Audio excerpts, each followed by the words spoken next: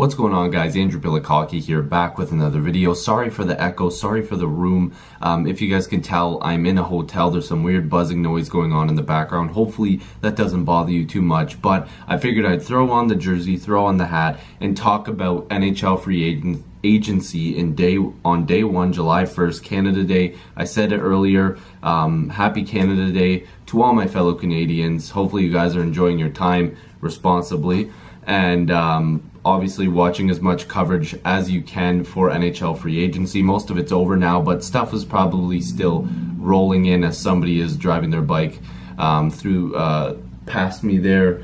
The windows are wide open, so again, this video is going to be very rough. I'm going to be talking about a lot of the signings that happened today. Because I am on vacation, I'm trying not to make this a 35-minute video, so hopefully you guys will enjoy this. Let's talk about some of the signings that happened today. So much fun on NHL free agency day. It's one of the best days of the year. I was in the car for most of it, and that's why you guys got videos of me in the car. And like I said, it was exciting. So I'm going to put stuff up for you guys as well, because most of you guys know already what happened, but I'm going to be looking at it with you guys at the same time. Talking about some of the signings that happened, like Mike Green. He was a UFA. Obviously, we knew that he was going to be probably the best defenseman available. His offensive numbers are what makes him, the best available. And his contract that was signed was 2 years. His cap hit is $5.375 for a total of $10.75 million. This is not a bad deal for the Wings. It's only 2 years.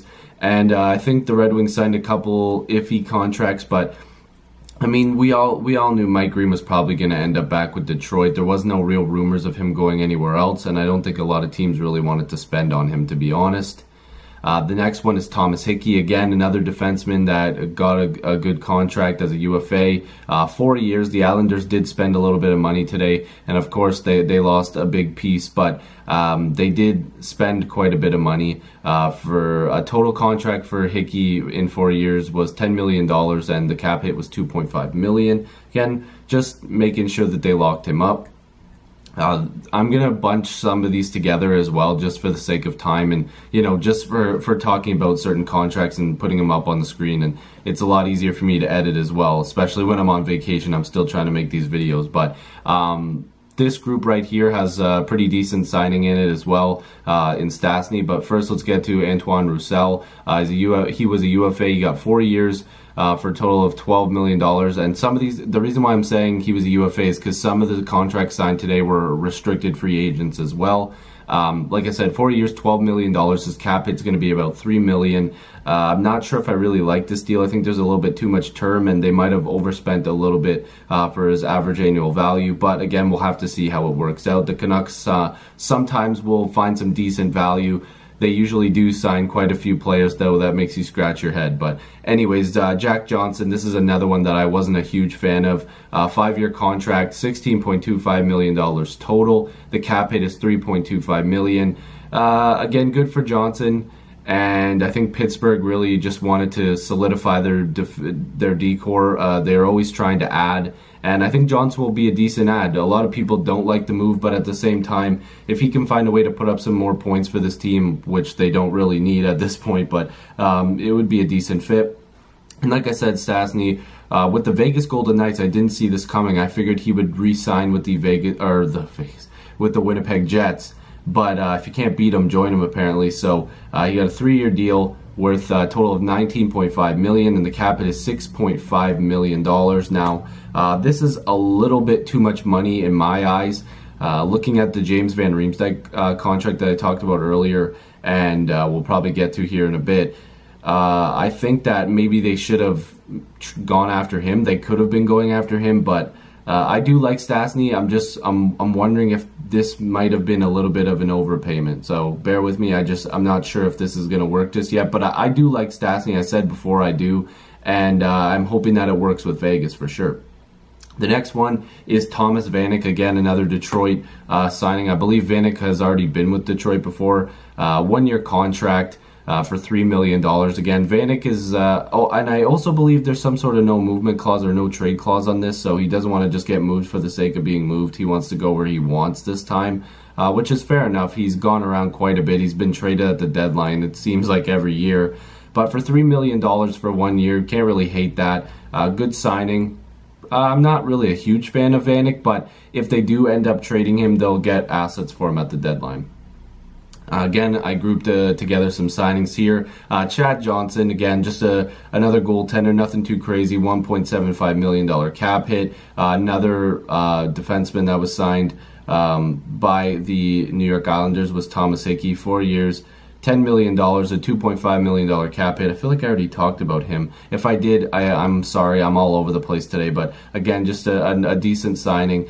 Peter Mrazek got 1 year. I hope he excels in Carolina. It's probably going to be the backup role behind Darling at this point. His cap is $1.5 million, so nothing too high, a decent cap hit. And as a Leaf fan, this one kind of stung a little bit, not because he's out of this world great, but Tyler Bozak going to the St. Louis Blues, 3 years, $5 million total for a $1.6 million cap hit. That doesn't make sense. I feel like he got more money than that. Let me just double check that. Okay, so those numbers are incorrect on Tyler Bozak. I knew something was wrong there. He actually got 3 years at $5 million per. So his contract is actually a total of $15 million. So this was obviously a complete mess up. I got this off of TSN, I believe. So if any of these numbers are incorrect, I apologize. Again, I am on vacation, so acquiring some of this stuff is a little bit difficult at times. Another group of signings here, John Moore, one of the guys that was looked at as being the guy that if Mike Green was signed, that he was going to be the next one up. The Boston Bruins forked out some money for him, 5 years. The total contract is $13.75 million.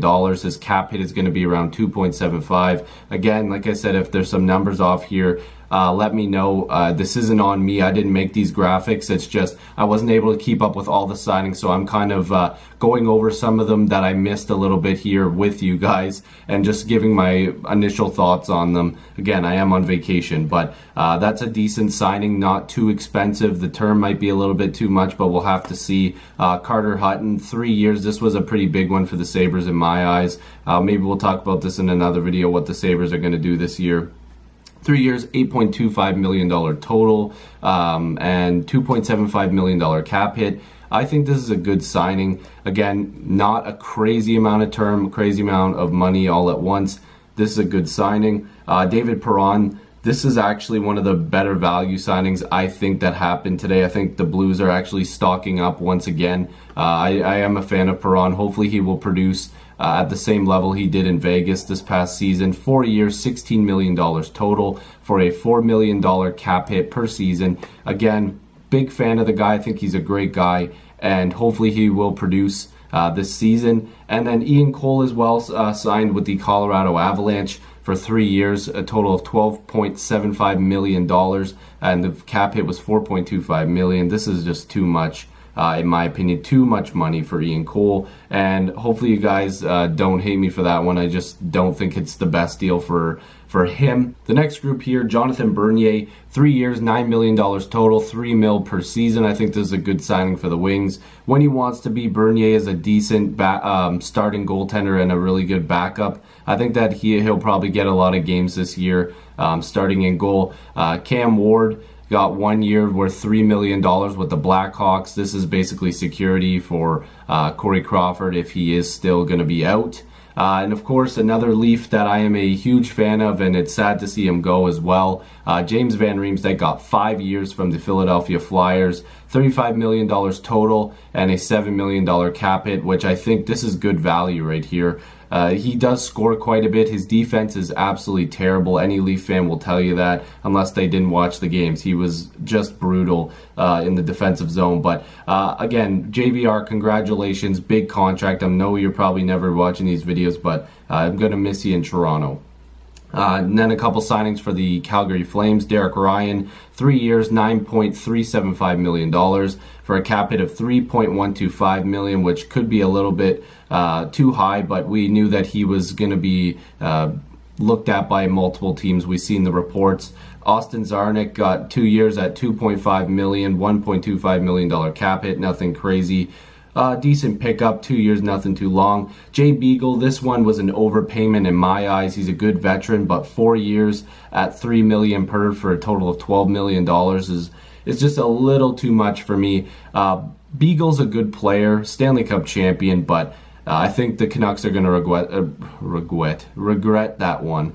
Yaroslav Halak, 2 years, $5.5 million total, $2.75 million cap hit. Again, just a good signing, I guess, for the Boston Bruins. They had some money to spend on a goaltender. Chris KUNITZ, same thing, 1 year, $1 million. A good value signing for the Blackhawks. Going to slide him in there in their depth chart, and he's going to fit in just fine. He's going to put up some points for them. Michael Grabner, and one of my favorite signings of the entire day. Speedy guy who can put up a lot of points, and I think he'll fit in with this new look Coyotes team with Galchenyuk, of course, being there, and all the young guys. 3 years, just over $10 million, $10.05 million, and a cap hit of $3.35 million. Again, I actually really like that move.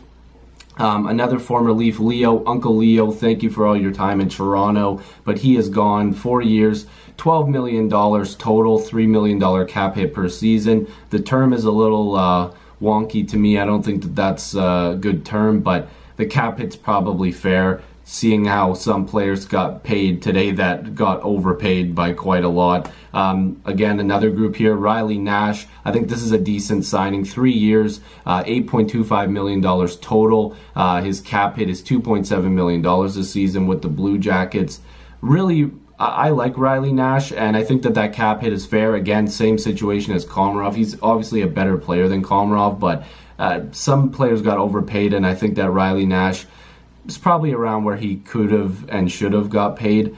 Sven Barchi re-signed with the Canucks today, 3 years, just over $10 million total, $10.101 million. His cap hit was $3.367 million. That's going to kick in, obviously, this upcoming season. Barchi is a guy that they wanted to keep around, of course. They want to keep that core together, and he was definitely one of the pieces. Now, the biggest move, of course, I'm a Leafs fan. I had to talk about it. Go Leafs, go. I'm probably about to buy a John Tavares jersey. Let's be real here. John Tavares signed 7 years, worth $77 million. The cap hit is $11 million. I'm a huge fan of this contract, huge fan of John Tavares. I was freaking out in the car. I can't play you guys the actual clip of me getting the initial news. We actually pulled over because we had to, again, like I said, we were driving quite a bit, so we pulled over after I freaked out, because I actually made a personal hotspot off my phone to watch the coverage on my computer, and right when they announced it, I was like, oh my god, like, this is crazy. I was swearing. I can't release that one, but then we ended up pulling over like 10 minutes later because we had to get a drink and stuff like that. So that's when I recorded the video and posted it. So if you haven't seen that, go check it out. I was still freaking out. I texted a lot of people and I was just losing my mind. But again, this day has been crazy. I'm going to be talking about a lot of these guys in videos when I'm probably home from vacation, or maybe when I'm collabing with Post to Post. So hopefully you guys enjoyed the video. Again, I'm sorry if it's all over the place. I'm just having a lot of fun on my vacation right now. So if you're new, make sure you subscribe. Love to have more hockey conversations with you. Join the squad. Let's get to 3,000 subscribers. I'll see you guys in the next video or stream. Peace.